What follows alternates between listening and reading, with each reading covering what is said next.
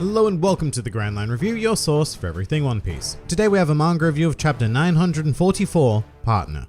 And that was pretty damn unexpected to say the least, eh? After pretty much a decade of speculation of what he looks like and who he may or may not be related to, we can finally put a face to the name Massacre Soldier Killer. And it's quite a pleasant face considering the name, but I have to say I absolutely love the twist that Killer is also a victim of the whole smile business, loving it in a way that it provides some solid motivation for Kid to really have a grudge to deal with on Wano, rather than just going about the whole selfish wanting to defeat Kaido thing. The look of pure rage on his face when he's questioning what happened to Killer very much reminds me of similar looks that Luffy has given over the course of the series, and well, those looks never end well for whoever he's glaring at the time. Although it is kind of weird the Kid got caught again. To be perfectly honest, the whole Kid escaping off panel in the first place left an odd taste in my mouth, because for such a major character to simply vanish like that is just weird. And you could say a very similar thing about him getting recaptured, although I think in this second case it is seeded by Luffy and the guards that Kid probably got caught again on purpose. And I think it's fairly obvious why, because he wants to talk to and or rescue Killer. So I guess the primary question in my mind now shifts to Killer though. It was a fantastic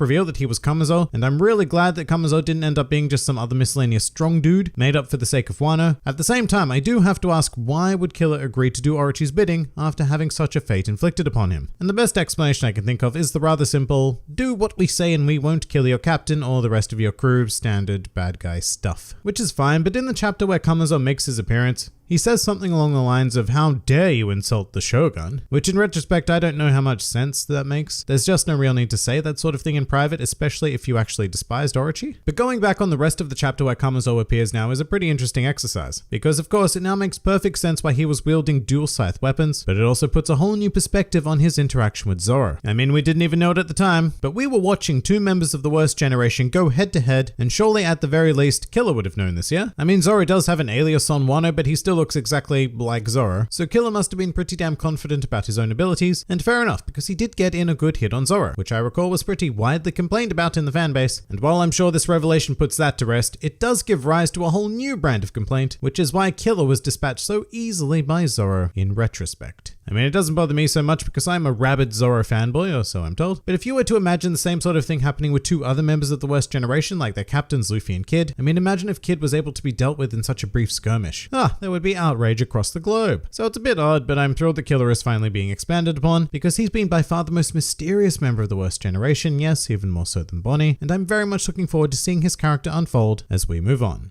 But Killer being inflicted with the Smile Curse also gives rise to a path for Luffy and Kid to become proper allies in the future. I've already previously speculated that a cure will be found for the condition by the end of Wano, and if that cure was found by, say, Chopper, then even Eustace Kid would have to consider himself somewhat in debt to the Straw Hats for saving his childhood friend. So in which case the grand Luffy Kid jailbreak is back on the cards, and I can't wait to see both of their reactions to Big Mom, who is finally here, and not only that, but she's already in demonic hunger tantrum mode, the best kind of mode. As is Queen, by the way. His subordinates were starting to get a little bit nervous about how grumpy this dude is, and I should say that he also very, very casually dismissed a punch from Luffy this week. It was so casual that it was almost comical, and I was on the verge of forgetting about it entirely with everything else in the chapter, but I think it's important to focus on because it really reinforces the idea that Luffy is not strong enough to take on Queen alone, and that this entire arc is going to be about combining forces in order to defeat such overwhelming power. But just while we're still in the prisoner mine, I really enjoyed the section where Luffy was watching his crew on the monitor, especially when he was cheering on Zoro, telling him to slash up Orochi. It was a really nice moment of him just supporting the entire crew, which, speaking of, are now pretty much revealed to the entirety of Wano now. I really wasn't expecting anyone beyond Zoro and Sanji to get involved, because they're causing enough commotion and ruining overall plans as it is, but I have to say I was hit with a pretty nice wave of awesome when Frankie jumped into the fray, because it reminded me that we haven't seen him in any form of combat since the Dressrosa arc, with his infamous fight against Senor Pink. And in this chapter there was just that fantastic panel of Frankie going all Terminator with his obscured right eye that just made me so incredibly happy, as did seeing his strong right in the background of the very next panel behind Zoro. It's just been far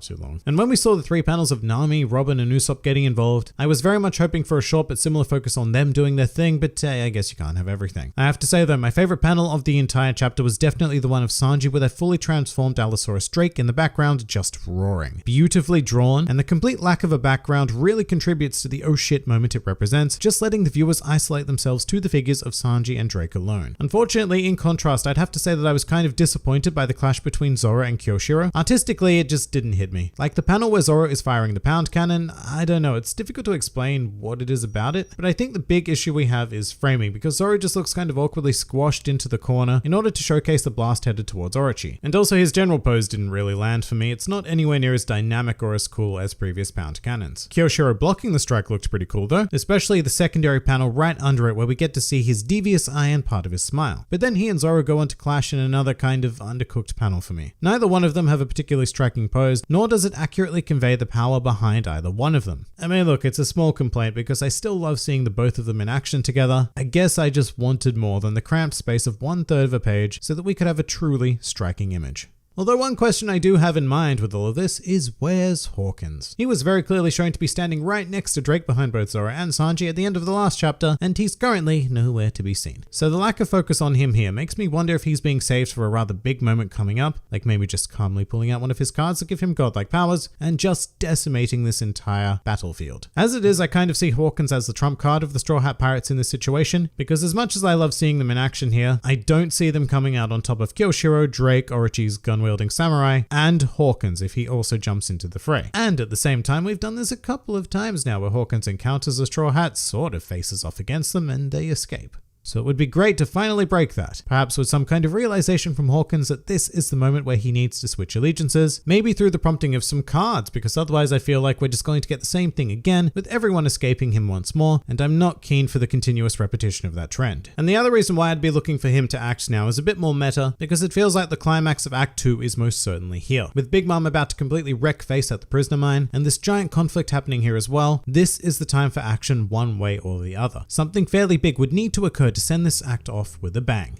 Oh, and speaking of something big, I'd like to use this chapter as an example of why you should never, ever take fan theory seriously. If you're unaware, there has been a theory going around for quite some time now that was sparked by a color spread featuring Zoro sitting on a tombstone that had the number 944 written on it. As a result, a small section of the fanbase went mad with theories, many of whom were predicting Zoro's death in chapter 944. But even those who weren't were expecting something pretty huge, because you know that number was specifically put in there by Oda as foreshadowing, and not randomly at all chosen as the year of death for whatever zombie once inhabited that grave. In any case, I can't tell you how thrilled I am for that theory to be finally put in its own grave so that we can move on with some real discussion. But that pretty much does it for chapter 944. If you enjoyed this video and the content this channel produced in general, then please do consider donating to the Grand Line Review Patreon, because the support of all of you amazing people is what continues to make this channel possible. And if Patreon isn't quite your style, then please do leave this video a like, share, or subscribe, because it also helps support this channel an incredible amount. And if you'd like to join the fun at any time, then please do head over to my Discord server, where a wide array of shenaniganry takes place on a daily basis. And finally, please do comment with your thoughts on the chapter. This has been the Grand Line Review, and I'll see you next time.